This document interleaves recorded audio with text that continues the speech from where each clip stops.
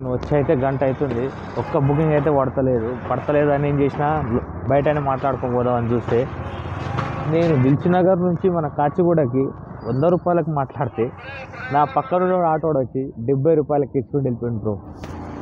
అమ్మ జిందగీ నా ఆటో డ్రైవర్ల జిందగీ అయితే కుక్క బతుకులు లెక్కనే అయిపోయినాయి. బుకింగ్ల కోసం ఉరకడం, బుకింగ్ పడకపోతే కూర్చోవడం. దీని అమ్మ జీవితం ఏమైపోయింది అయ్యా. ఊబర్లో అయితే 30 కిలోమీటర్లు పోతే 310 రూపాయలు ఇస్తుండు. అవసరమా బ్రో మనకి ఇవన్నీ? ఏదో కూలి పని పోయినా 1000 రూపాయలు వస్తాయి. ఈ ఆటోకు 1000 రూపాయలు మిగిలడం అంటే గమనమే అయిపోతుంది. ఏం చేద్దాం, అట్లా అయిపోయింది మన పరిస్థితి. ఎవడు పట్టించుకోడు బ్రో మనల్ని.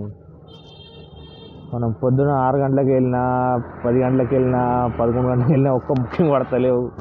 సాయంత్రం పడితే ఏం చూస్తే సాయంత్రం ఏమో ట్రాఫిక్. అమ్మ